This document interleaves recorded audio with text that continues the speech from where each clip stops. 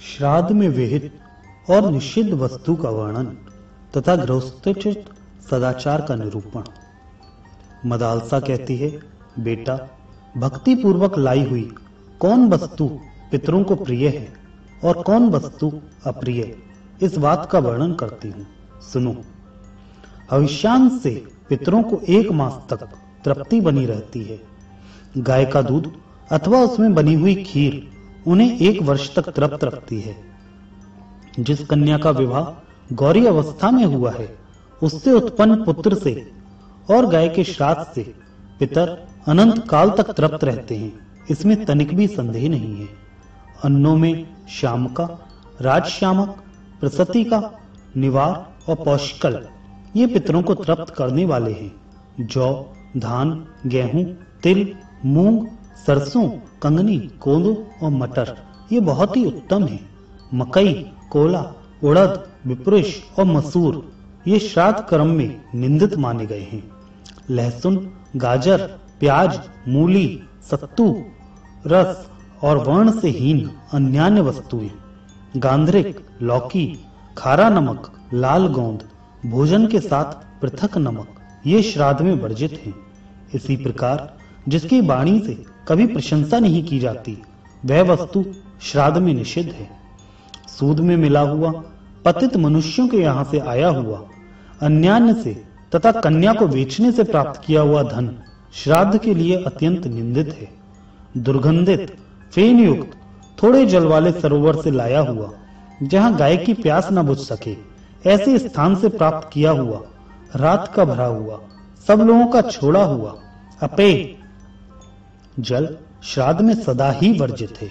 मूंगी, भेड़, ऊंटनी, घोड़ी आदि, भैंस और चंवरी गाय का दूध श्राद्ध में निषिद्ध है। हाल की ब्याई हुई गौ का भी 10 दिन के भीतर का दूध वर्जित है।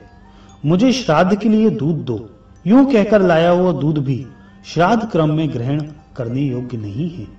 जहां बहुत से जंतु रहते हों, जो रूखी और आग से जली हुई हो, जहां अनिष्ट एवं दुष्ट शब्द सुनाई पड़ते हों, जो भयानक दुर्गंध से भरी हो, ऐसी भूमि श्राद्ध कर्म में वर्जित है।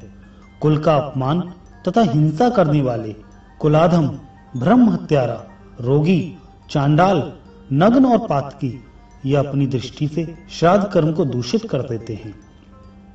नपुंसक, जाति बहिष्कृत, मुर्गा, ग्रामीण सुअर, कुत्ता और राक्षस भी अपनी दृष्टि से श्राद्ध को नष्ट कर देते हैं। इसलिए चारों ओर से ओट करके श्राद्ध करें, पृथ्वी पर तिल बिखेरें। ऐसा करने से श्राद्ध में रक्षा होती है। श्राद्ध की जिस वस्तु को मरणाशौच या जन्नाशौच से युक्त मनुष्य छू दे, बहुत दिनों का रोगी, पतित एवं मलिन पुरुष स्पर्श कर ले, वह पुत्रों को पुष्टि नहीं करता। इसलिए श्राद्ध में ऐसी वस्तु का त्याग करना चाहिए। रजस्वला स्त्री की दृष्टि श्राद्ध में वर्जित है। सन्यासी और ज्वारियों का आना जाना भी रोकना चाहिए। जिसमें बाल और कीड़े पड़ गए हों, जिसे कुत्तों ने देख लिया हो, जो वासी एवं दुर्गंधित हो, ऐसी वस्तु का श्राद्ध में उपयोग न करें। बैंगन और शराब का भी त्याग करें। जिस अन्न पर पहने हुए वस्त्र की हवा लग जाए, वह भी श्राद्ध में वर्जित है। पितरों को उनके नाम और गोत्र का उच्चारण करके पूर्ण श्रद्धा के साथ जो कुछ दिया जाता है, वह वे जैसा आहार करते होते हैं, उसी रूप में उन्हें प्राप्त होता है। इसलिए पितरों की तृप्ति चाहने वाले श्रद्धालु पुरुष को उचित है कि जो वस्तु उत्तम हो, वही श्राद्ध में सुपात्र ब्राह्मण को दान करे। विद्वान पुरुष योगी पुरुषों को सदा ही श्राद्ध में भोजन कराएं, क्योंकि पितरों का आधार योग ही है। इसलिए योगियों की सर्वदा पूजन करें। 1000 ब्राह्मणों की अपेक्षा यदि एक ही योगी को पहले भोजन करा दिया जाए, तो वह पानी से नौका की भांति यजमान और श्राद्ध भोजी ब्राह्मणों का भव सागर से उद्धार करा देता है। इस विषय में ब्रह्मवादी पुरुष उस प्रीत गाथा का गान किया करते हैं, जिसे पूर्व काल में राजा पुरुरवा के पितरों ने गाया था। हमारी वंश परंपरा में किसी को ऐसा श्रेष्ठ पुत्र कब उत्पन्न होगा, जो योगियों को भोजन कराने से बचे हुए अन्न को लेकर पृथ्वी पर हमारे लिए पिंड देगा, अथवा गया में जाकर उत्तम भविष्य का पिंड सामयिक शाक एवं तिल मिली हुई खिचड़ी देगा। ये वस्तुएं हमें 1 मास तक तृप्त रखने वाली हैं। त्रयोदशी तिथि और मघा नक्षत्र में विधि पूर्वक श्राद्ध करें तथा दक्षिणायन में मधु और घी से मिली हुई खीर दें। इसलिए पुत्र, संपूर्ण कामनाओं की प्राप्ति तथा पाप से मुक्ति चाहने वाले प्रत्येक मनुष्य को उचित है कि वह भक्ति पूर्वक पितरों की पूजा करे। श्राद्ध में तृप्त किए हुए पितर मनुष्यों पर वसु, रुद्र, आदित्य, नक्षत्र, ग्रह और तारों की प्रसन्नता का संपादन करते हैं। श्राद्ध में तृप्त पितर आयु, प्रज्ञा, धन, विद्या, स्वर्ग, मोक्ष, सुख तथा राज्य प्रदान करते हैं। बेटा, इस प्रकार गृहस्थ पुरुष को हव्य से देवताओं का, कव्य से पितरों का और अन्न से अतिथियों एवं भाई बंधुओं का पूजन करना चाहिए। इसके सिवा भूत, प्रेत, समस्त भृत्यगण, पशु पक्षी, चींटी, वृक्ष तथा अन्य याचकों की तृप्ति भी सदाचारी गृहस्थ पुरुष को करनी चाहिए। जो नित्य नैमित्तिक क्रियाओं का उल्लंघन करके पूजन करता है वह पाप भोगता है। अलर्क बोले, माताजी, आपने पुरुष के नित्य, नैमित्तिक तथा नित्य नैमित्तिक ये 3 प्रकार के कर्म बतलाए। अब मैं आपके मुख से सदाचार का वर्णन सुनना चाहता हूँ, जिसके पालन करने वाला मनुष्य इस लोक और परलोक में भी सुख पाता है। मदालसा ने कहा, बेटा, गृहस्थ पुरुष को सदा ही सदाचार का पालन करना चाहिए। आचारहीन मनुष्य को न इस लोक में सुख मिलता है न परलोक में। जो सदाचार का उल्लंघन करके मनमाना बर्ताव करते हैं उस पुरुष का कल्याण यज्ञ, दान और तपस्या से भी नहीं होता। दुराचारी पुरुष को इस लोक में बड़ी आयु नहीं मिलती। अतः सदाचार के पालन का सदा ही यत्न करें। सदाचार बुरे लक्षणों का नाश करता है। बस अब मैं सदाचार का स्वरूप बतलाती हूँ, तुम एकाग्र चित्त होकर सुनो और उसका पालन करो। गृहस्थ को धर्म, अर्थ और काम तीनों के साधन का यत्न करना चाहिए। उनके सिद्ध होने पर उसे इस लोक और परलोक में भी सिद्धि प्राप्त होती है। मन को वश में करके अपनी आय का 1/4 भाग पारलौकिक लाभ के लिए संग्रहित करें। आधे भाग से नित्य नैमित्तिक कार्यों का निर्वाह करते हुए अपना भरण पोषण करें तथा 1/4 भाग अपने लिए मूल पूंजी के रूप में रखकर उसे बढ़ावें। बेटा, ऐसा करने से धन सफल होता है। इसी प्रकार पाप की निवृत्ति तथा पारलौकिक उन्नति के लिए विद्वान पुरुष धर्म का अनुष्ठान करें। ब्रह्म मुहूर्त में उठें, उठकर धर्म और अर्थ का चिंतन करें। अर्थ के कारण जो शरीर को कष्ट उठाना पड़ता है उसका भी विचार करें। फिर वेद के तात्विक अर्थ परम ब्रह्म परमात्मा का स्मरण करें। इसके बाद शयन से उठकर नित्य कर्म से निवृत्त हों। स्नान आदि से पवित्र होकर मन को संयम में रखते हुए पूर्वाभिमुख बैठें और आचमन करके संध्योपासन करें। संध्या उस समय आरंभ करें जब तारे दिखाई देते हों। इसी प्रकार सायंकाल की संध्योपासना कर सूर्यास्त से पहले ही विधि पूर्वक आरंभ करें। आपत्ति काल के सिवा और किसी समय उसका त्याग न करें। बुरी बुरी बातें बकना, झूठ बोलना, कठोर वचन मुंह से निकालना, असत शास्त्र पढ़ना, नास्तिकवाद को अपनाना तथा दुष्ट पुरुषों की सेवा करना छोड़ दें। मन को वश में रखते हुए प्रतिदिन सायंकाल और प्रातः काल हवन करें। उदय और अस्त के समय सूर्य मंडल का दर्शन ना करें। बाल संवारना, आईना देखना, दातुन करना और देवताओं का तर्पण करना, यह सब कार्य पूर्वांग काल में ही करना चाहिए। ग्राम, निवास स्थान, तीर्थ और क्षेत्रों के मार्ग में जाते हुए खेत में तथा गौशाला में मलमूत्र ना करें। पराई स्त्री को नंगी अवस्था में ना देखें। अपनी विष्ठा पर दृष्टिपात ना करें। रजस्वला स्त्री का दर्शन, स्पर्श तथा उसके साथ भाषण भी वर्जित है। पानी में मलमूत्र का त्याग अथवा मैथुन ना करें। बुद्धिमान पुरुष मलमूत्र, केश, राख, खोपड़ी, भूसों, कांबले, हड्डियों के चूर्ण, रस्सी, वस्त्र आदि पर तथा केवल पृथ्वी पर और मार्ग में कभी ना बैठे। गृहस्थ मनुष्य अपने वैभव के अनुसार देवता, पितर, मनुष्य तथा अन्य प्राणियों का पूजन करके पीछे भोजन करें। भली भांति आचमन करके हाथ पैर धोकर पवित्र हों।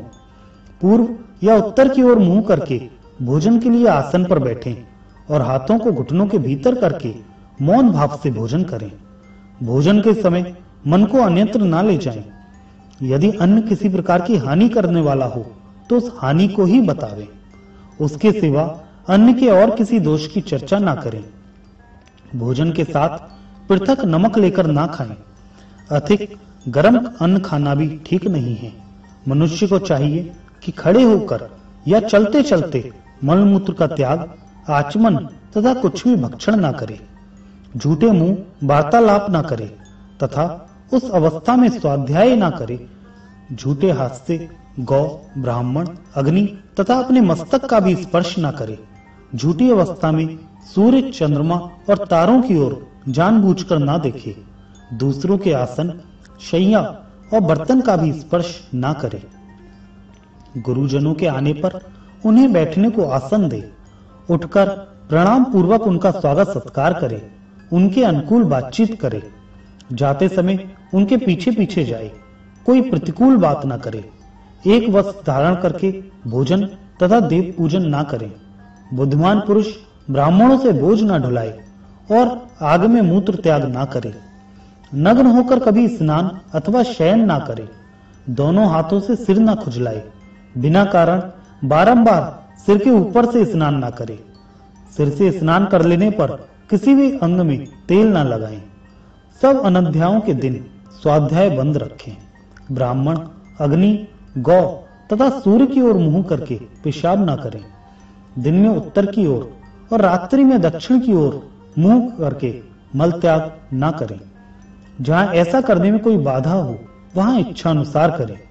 गुरु के दुष्कर्म की चर्चा ना करें। यदि वे क्रुद्ध हों तो उन्हें विनय पूर्वक प्रसन्न करें। दूसरे लोग भी यदि गुरु की निंदा करते हों तो उसे ना सुने। ब्राह्मण, राजा, दुख से आतुर मनुष्य, विद्या, वृद्ध पुरुष, गर्भिणी स्त्री, बोझ से व्याकुल मनुष्य, गूंगा, अंधा, बहरा, मत, उन्मत्त, व्यभिचारिणी स्त्री, शत्रु, बालक और पतित, वे यदि सामने से आते हों तो स्वयं किनारे हटकर इनको जाने के लिए मार्ग देना चाहिए। विद्वान पुरुष देवालय, चैत्य वृक्ष, चौराहा, विद्या वृद्ध पुरुष, गुरु और देवता इनको दाहिने करके चले। दूसरों के धारण किए हुए जूते और वस्त्र स्वयं ना पहने। दूसरों के उपयोग में आए हुए यज्ञोपवीत, आभूषण और कमंडलू का भी त्याग करें। चतुर्दशी, अष्टमी, पूर्णिमा तथा पर्व के दिन एवं स्त्री सहवास न करें। बुद्धिमान मनुष्य कभी पैर और जंघा फैलाकर न खड़ा हो। पैरों को ना हिलाएं तथा पैर को पैर से न दबाएं। किसी को चुभती बात ना कहें। निंदा और चुगली छोड़ दें। दंभ, अभिमान और तीखा व्यवहार कदापि ना करें। मूर्ख, उन्मत्त, व्यसनी, कुरूप, मायावी, हीनांग तथा अधिकांग मनुष्यों की खिल्ली ना उड़ाएं। पुत्र और शिष्य को शिक्षा देने के लिए आवश्यकता होने पर उनको दंड दें, दूसरों को नहीं। आसन को पैर से खींचकर ना बैठें। सायंकाल और प्रातः काल पहले अतिथि का सत्कार करके फिर स्वयं भोजन करें। बस सदा पूर्व या उत्तर की ओर मुंह करके ही दातून करें। दातून करते समय मौन रहें। दातून के लिए निषिद्ध वृक्षों का परित्याग करें। उत्तर और पश्चिम की ओर सिर करके कभी ना सोएं। दक्षिण या पूर्व दिशा की ओर ही मस्तक करके सोवें। दुर्गंधयुक्त जल में स्नान ना करें। रात्रि में ना नहाएं। ग्रहण के समय रात्रि में भी स्नान करना बहुत उत्तम है। इसके सिवा अन्य समय में दिन में ही स्नान का विधान है। स्नान कर लेने के बाद हाथ या कपड़े से शरीर को ना मलें। वालों या वस्त्रों को ना फटकारें। विद्वान पुरुष बिना स्नान किए कभी चंदन न लगाएं। लाल, रंग बिरंगे और काले रंग के कपड़े ना पहने जिसमें बाल, थूक या कीड़े पड़ गए हों, जिस पर कुत्ते की दृष्टि पड़ी हो, जिसको किसी ने चाट लिया हो अथवा जो सारभाग निकाल लेने के कारण दूषित हो गया हो, ऐसे अन्न को न खाएं। बहुत देर के बने हुए बासी भात का त्याग कर दें। साग, ईख के रस और दूध की बनी हुई वस्तुएं भी यदि बहुत दिनों की हों तो उन्हें न खाएं। सूर्य के उदय और अस्त के समय शयन ना करें। बिना नहाए बिना बैठे अन्यमनस्क होकर शैया पर बैठकर या सोकर केवल पृथ्वी पर बैठकर बोलते हुए एक कपड़ा पहनकर तथा भोजन की ओर देखने वाले पुरुषों को न देकर मनुष्य कदापि भोजन न करे। सवेरे शाम दोनों समय भोजन की यही विधि है। विद्वान पुरुष को कभी पराई स्त्री के साथ समागम नहीं करना चाहिए, पर स्त्री संगम मनुष्यों के इष्ट पूर्त और आयु का नाश करने वाला है। इस संसार में पर स्त्री समागम के समान मनुष्य को आयु का विधातक कार्य दूसरा कोई नहीं है। देव पूजा, अग्निहोत्र, गुरुजनों को प्रणाम तथा भोजन भली भांति आचमन करके करना चाहिए। स्वच्छ, फेन रहित, दुर्गंध शून्य और पवित्र जल लेकर पूर्व या उत्तर की ओर मुंह करके आचमन करना चाहिए। जल के भीतर की, घर की, बांबी की, चूहे के बिल की और शौच से बची हुई ये 5 प्रकार की मिट्टियां त्याग देने के योग्य हैं। हाथ पैर धोकर एकाग्र चित्त से मार्जन करके घुटनों को समेटकर 2 बार मुंह के दोनों किनारों को पोंछें। फिर संपूर्ण इंद्रियों और मस्तक का स्पर्श करके जल से भली भांति 3 बार आचमन करें। इस प्रकार पवित्र होकर समाहित चित्त से सदा देवताओं, पितरों और ऋषियों की क्रिया करनी चाहिए। थूकने, खंखारने और कपड़ा पहनने पर बुद्धिमान पुरुष आचमन करें। छींकने, चाटने, बमन करने, थूकने आदि के पश्चात आचमन, गाय के पीठ का स्पर्श, सूर्य का दर्शन करना तथा दाहिने कान को छू लेना चाहिए। इनमें पहले के अभाव में दूसरा उपाय करना चाहिए। दांतों को ना कटकटाएं, अपने शरीर पर ताल ना दें। दोनों संध्याओं के समय अध्ययन, भोजन और शयन का त्याग करें। संध्या काल में मैथुन और रास्ता चलना भी निषिद्ध है। बेटा, पूर्वाह्न काल में देवताओं का, मध्याह्न काल में अतिथियों का तथा अपराह्न काल में पितरों का भक्ति पूर्वक पूजन करना चाहिए। सिर से स्नान करके देवकार या पृथकार में प्रवृत्त होना उचित है। पूर्व या उत्तर की ओर मुंह करके छौर करें। उत्तम कुल में उत्पन्न होने पर जो भी कन्या किसी अंग से हीन, रोगणी, विकृत रूप वाली, पीले रंग की, अधिक बोलने वाली तथा सबके द्वारा निंदित हो, उसके साथ विवाह ना करें। जो किसी अंग से हीन ना हो, जिसकी नासिका सुंदर हो तथा जो सभी उत्तम लक्षणों से सुशोभित हो, वैसी ही कन्या के साथ कल्याणकामी पुरुष को विवाह करना चाहिए। पुरुष को उचित है कि स्त्री की रक्षा करे, दिन में शयन और मैथुन ना करे, दूसरों को कष्ट देने वाला कार्य ना करे, किसी जीव को पीड़ा ना दे। रजस्वला स्त्री 4 रातों तक सभी वर्ण के पुरुषों के लिए त्याज्य है। यदि कन्या का जन्म रोकना हो तो 5वीं रात में भी स्त्री सहवास ना करें। 6ठी रात आने पर स्त्री के पास जाएं, क्योंकि युग्म रात्रियां ही इसके लिए श्रेष्ठ हैं। युग्म रात्रियों में स्त्री सहवास से पुत्र का जन्म होता है और अयुग्म रात्रियों में गर्भाधान करने से कन्या उत्पन्न होती है। अतः पुत्र की इच्छा रखने वाले पुरुष युग्म रात्रियों में ही स्त्री के साथ शयन करें। पूर्वाह्न में मैथुन करने से विधर्मी और संध्याकाल में करने से नपुंसक पुत्र उत्पन्न होता है। बेटा, हजामत बनवाने, बमन होने, स्त्री प्रसंग करने तथा शमशान भूमि में जाने पर वस्त्र सहित स्नान करें। देवता, वेद, द्विज, साधु, सच्चे महात्मा, गुरु, पतिव्रता, यज्ञकर्ता और तपस्वी इनकी निंदा अथवा परिहास ना करें। यदि कोई उद्दंड मनुष्य ऐसा करता हो तो उसकी बात सुने भी नहीं। अपने से श्रेष्ठ और अपने से नीचे व्यक्तियों की शैया और आसन पर ना बैठें। अमंगलमय वेश ना धारण करें और मुख से अमांगलिक वचन भी ना बोलें। स्वच्छ वस्त्र पहने और शेष पुष्पों की माला धारण करें। उद्दंड, उन्मत्त, अविनीत, शीलहीन, चोरी आदि से दूषित, अधिक अव्ययी, लोभी, वैरी, उल्टा के पति, अधिक बलवान, अधिक दुर्बल, लोक में निंदित तथा सब पर संदेह करने वाले लोगों से कभी मित्रता ना करें। साधु, सदाचारी, विद्वान, चुगली ना करने वाले, सामर्थ्यवान तथा उद्योगी पुरुषों से मित्रता स्थापित करें। विद्वान पुरुष वेद विद्या एवं व्रत में निष्णात पुरुषों के साथ बैठें। मित्र, दीक्षा प्राप्त पुरुष, राजा, स्नातक, शशुर तथा ऋत्विक इन 6 पूजनीय पुरुषों के घर आने पर पूजन करें। जो द्विज संवत्सर व्रत को पूरा करके घर पर आवे, उनकी अपनी वैभव के अनुसार यथा समय आलस्य त्याग करके पूजा करें। और कल्याणकामी पुरुष उनकी आज्ञा का पालन करने के लिए सदा उद्यत रहें। बुद्धिमान पुरुष को चाहिए कि उन ब्राह्मणों के फटकारने पर भी कभी उनके साथ विवाद न करें। घर के देवताओं का यथा स्थान भली भांति पूजन करके अग्नि स्थान पूर्वक उसमें आहुति दें।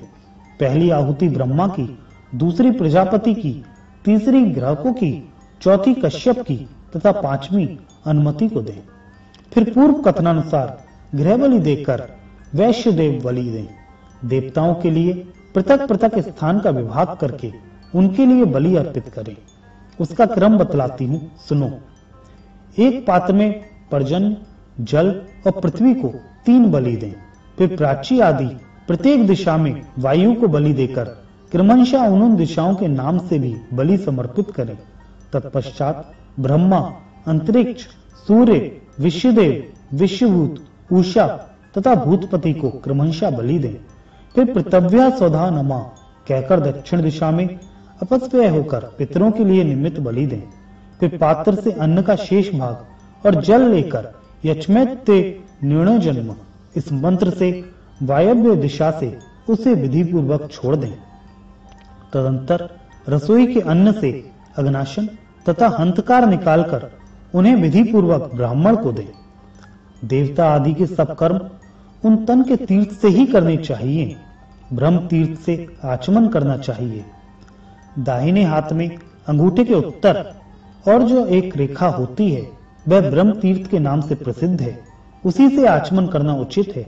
तर्जनी और अंगूठे के बीच का भाग फिर तीर्थ कहलाता है। चांदीमुख पितरों को छोड़कर अन्य सब पितरों को उसी तीर्थ से जल आदि देना चाहिए। अंगुलियों के अग्रभाग में देव तीर्थ है, उससे देवकार करने का विधान है। कनिष्ठिका के मूल भाग में कार तीर्थ है, उससे प्रजापति का कार्य किया जाता है। इस प्रकार इन तीर्थों से सदा देवताओं और पितरों के कार्य करना चाहिए, अन्य तीर्थों से कदापि नहीं। ब्रह्म तीर्थ से आचमन उत्तम माना गया है। पितरों का तर्पण तीर्थ से, देवताओं का देव तीर्थ से और प्रजापति का कार तीर्थ से करना श्रेष्ठ बताया गया है। चांदी मुख के पितरों के लिए पिंडदान और तर्पण प्रजापत्य तीर्थ से करना चाहिए। विद्वान पुरुष एक साथ जल और अग्नि ना लें। गुरुजनों तथा देवताओं की ओर पांव ना फैलाएं। बछड़े को दूध पिलाती हुई गाय को ना छेड़ें। अंजलि से पानी ना पिएं। शौच के समय विलंब ना करें। मुख से आग ना फूकें। बेटा, जहां ऋण देने वाला धनी, वैद्य, क्षेत्रीय ब्राह्मण तथा जलपूर्ण नदी ये 4 ना हो, वहां निवास नहीं करना चाहिए। जहां शत्रु विजयी, बलवान और धर्मपरायण राजा हो, वहीं विद्वान पुरुष को निवास करना चाहिए। दुष्ट राजा के राज्य में सुख कहां? जहां दुर्धर्ष राजा, उपजाऊ भूमि, संयमी एवं न्यायशील पुरवासी और ईर्ष्या न करने वाले लोग हों, वहीं का निवास भविष्य में सुखदायक होता है। जिस राष्ट्र में किसान बहुत होते हैं किंतु वे अधिक भोग परायण ना हो तथा जहां सब तरह के अन्न पैदा होते हों, वहीं बुद्धिमान पुरुष को रहना चाहिए। बेटा, जहां विजय का इच्छुक, पहले का शत्रु तथा सदा उत्सव मनाने में ही लगे रहने वाले लोग ये 3 सदा रहते हों, वहां निवास ना करें। विद्वान पुरुष को ऐसे ही स्थानों पर सदा निवास करना चाहिए जहां के सहवासी सुशील हों।